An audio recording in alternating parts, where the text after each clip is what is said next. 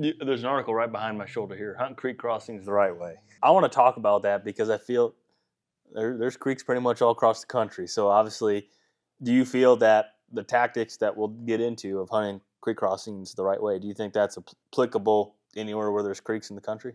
Oh yeah. So number one, it's an easy place to find tracks, easy place to find crossings. As long as you some people have a struggle distinguishing a crossing versus the beaver slide or otter slides or something like that sometimes. But so finding a creek crossing that's got tracks, and then there's different ways to hunt a creek crossing. Going with the right way. Right way is just basically a title for that, but there are ways to hunt it better. So in mountainous areas, hunting straight on top of a creek crossing at times can be so tough because you got crazy wind swirls. So I always try to, if I can, tie a creek crossing into a long ridge system or some kind of thick pine system or cedars or a bluff gap or something that move higher up to minimize the way the wind swirls. If it's a lower area that's got a broad bottom, I'll hunt a creek crossing on top of it, but downstream of it, because generally a buck does not use the same crossing that a doe does. He'll usually be downwind of it or downstream of it because, that's how they live. They don't do the same things that other deer do. So I always stay downstream of it or downwind of it. Like how far? And I guess, you find the pack down trail where you assume does and subordinate bucks are using, and then so do you think let's say creeks going north and south completely perfectly straight? There's no such thing as true north creek, but and it's a north wind, so you want to be south of the main trail, and you want to are you trying to find a more faint trail? A faint trail or a faint track or a big track crossing there, or some kind of especially like a bend in the creek or some kind of terrain that's coming down close to that a buck is going to, because they don't like being in opens or whatever. They'll like just skirt to that edge quick. So downstream that to that point, something that's going to draw a buck to stay in the shadows or thicker timber or whatever, where does don't really care. They just getting across wandering, so they're not as nervous about being in open spots or whatever, and not being nervous because they're staying together also too. So they're going to be a bigger creek where a buck's always, just like I talked about earlier about that big 158. He was crosswind and downstream of some does, not following them directly. The only time I've ever seen a big buck following does directly on there is right specifically rut. She's hot chasing. So other than that, for just trying to keep up with them, he's always been off to one side or the other. So. So that's kind of my thought process on that. But I always, I hunt creek crossing different ways. I've got some that I hunt straight on top of them. Some is because of the evening. I go in there in the evening when the thermals are starting to come down, where I don't have to worry about that crazy part of the wind. Then a lot of times in the mornings, I'm always going to be higher up, where I don't have to worry about the swirl down there. So I know every time is different, but is there have you noticed any pattern of the main trail and maybe the trail you're setting up to shoot? Is it 20 yards south, 30 yards south, 150 yards south? I mean, for someone that wants to go and try to scout and find what you're talking about, like, what have you seen with any trends of the faint trail you're more setting up on when it's a low, wider bottom, not one with a bunch of terrain? Oh, the live water, the less terrain bottoms, pretty close. They'd rather be closer to the main trail. So if you maximize your shot, say a bow, if you can shoot 50 yards, if you can do that. Most places down here you can't. So maximize what you can shoot to that. That's what I'm saying. So, yeah. And then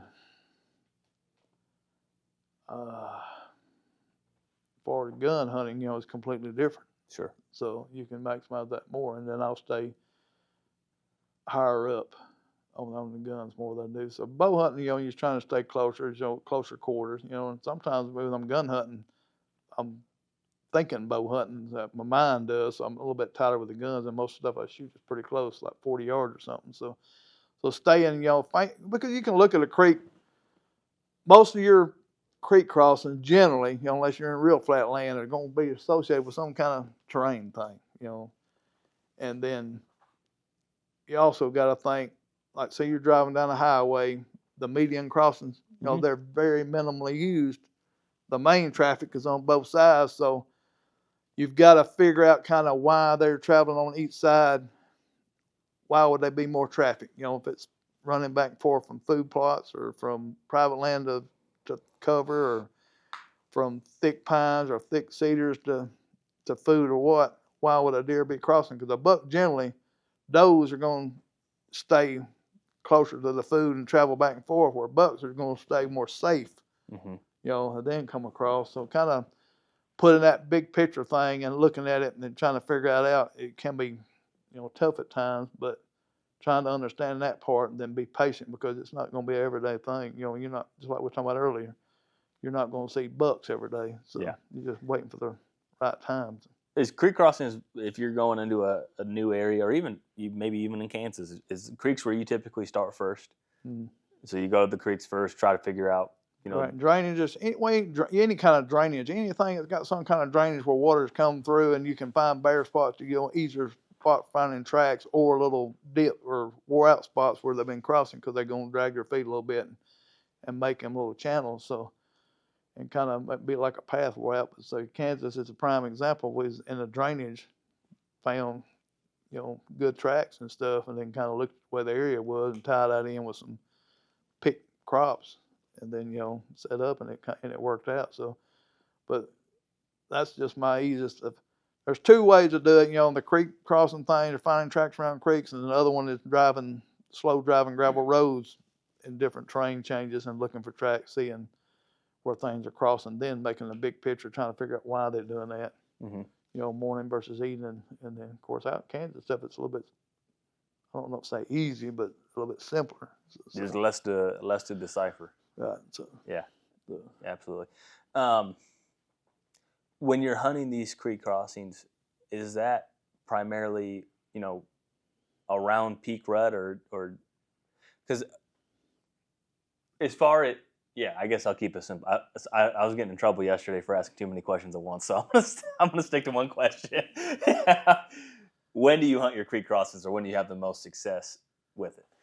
I really don't say a specific time, because early season, the easiest way to find, early season is the toughest for me down here.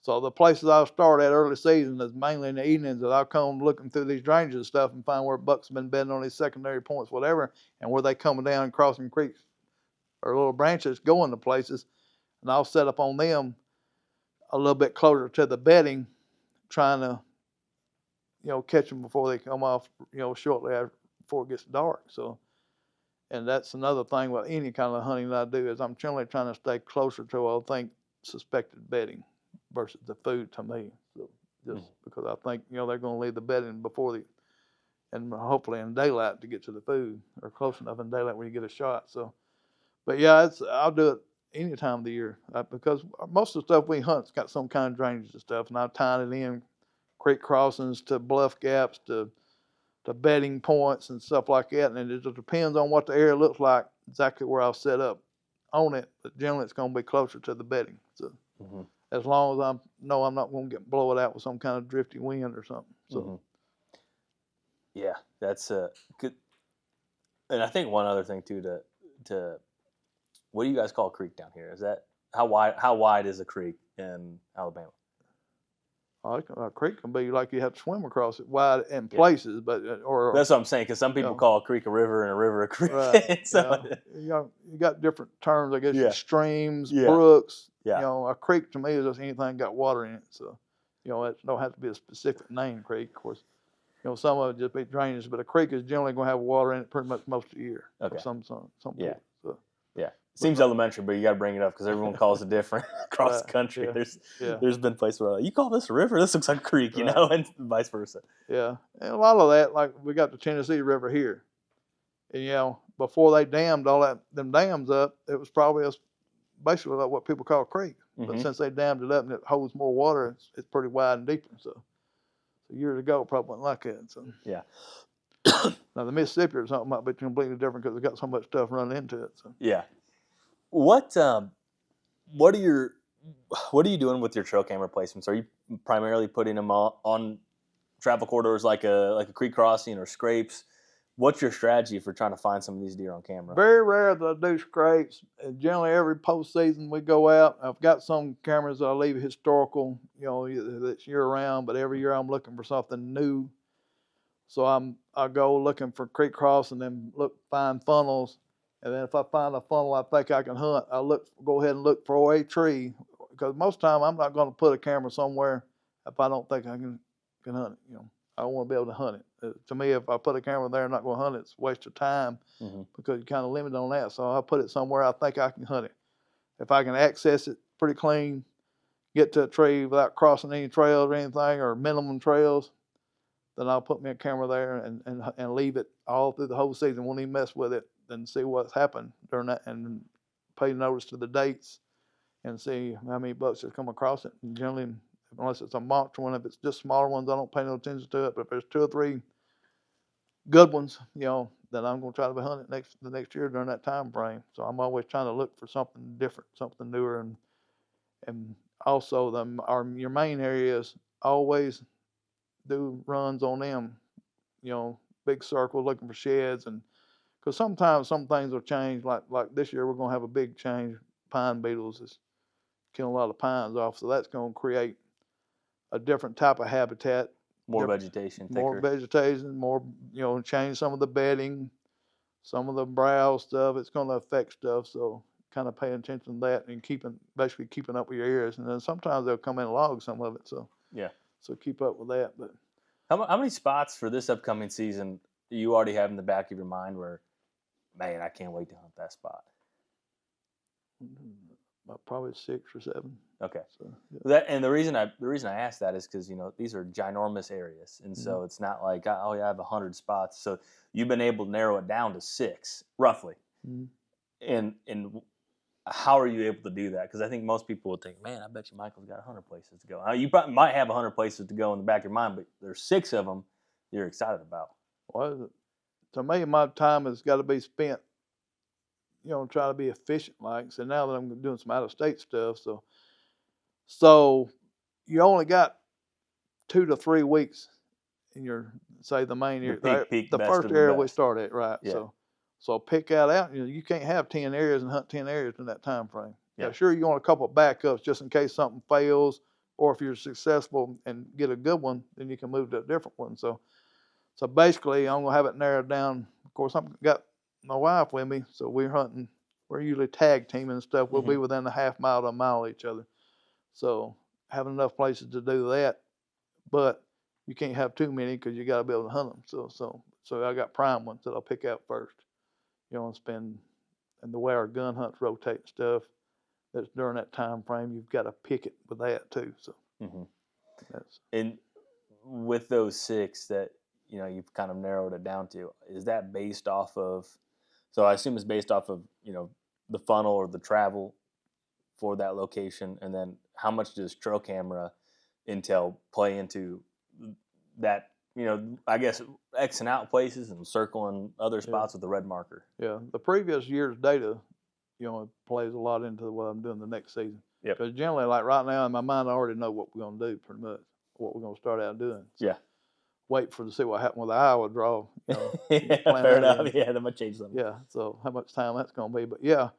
So I always year ahead of time, pretty much. Of course, you're gonna do some early season. I do a lot more jumping around because I don't want to overhunt anything early season, because the way they move more at dark, you're spending too much time there, especially if you think you got a big buck. He'll have you figured out pretty quick. So I'll just do that jumping around because it's so hard, early season for a big buck. So I'll do a lot of late evening creek crossing stuff, or points where I know bedding points, are they coming down, or kind of stay up on the elevation where I think they might run if acorns are dropping, because some places the acorns will start dropping earlier, and I really like a red oak acorn, which we ain't had red oaks in, I don't know how many years now, like 6. Really? Yeah, so for big bucks, I think they like them red oaks to me for that. Do you think that's just because your guys' rut is in December? And I guess that where I'm at, typically it seems like they eat the red oak acorns as a rule of thumb, later in the season after we have some frost and some freezing here. Right. Yeah, the red oaks are usually the later ones. They hold Yeah. the leaves longer and stuff like that. They're usually later to drop. So, but we've not had them in a while. I think a red oak generally takes 2 years for them to make. Mm-hmm. So we've had some crazy weather or something. We've not had any red oaks for anything. But I think our bucks kind of prefer them. So versus the white oak. So, but that's just me. So yeah. Well. Yeah, that's interesting. if I can find, another thing is like early season, finding a bachelor group. If you can find a bachelor group, because generally if you got acorns, the bachelor group's going to do their spar and they're going to do some rubbing and stuff like that. And hopefully you've got a 130 or 120 or something that you can hunt in that bachelor group to kind of key on that early season versus a monster buck. Generally, he's not going to be hanging with 4 or 5 bucks. Mm-hmm. Most of the time, if they're hanging with one, it's going to be like 1 buck. They just don't like being in a crowd from over the years, what I've seen. So that's generally harder to find them that early season because they don't do as much sign as them younger bachelor groups. They'll tear up, make rubs and scrapes, because they're kind of picking each other out who's going to be the boss of the group. Then of course, when it gets close to pre-rutting, and they dispersed. So then you'll have a kind of scattered sign. So early season a little bit tougher because you got to find where the bucks from a whole 2 miles are kind of together. So with the exception of the monster one. So finding that sign, you might have to look around a little bit if you're trying to do that early season. So. Mm-hmm.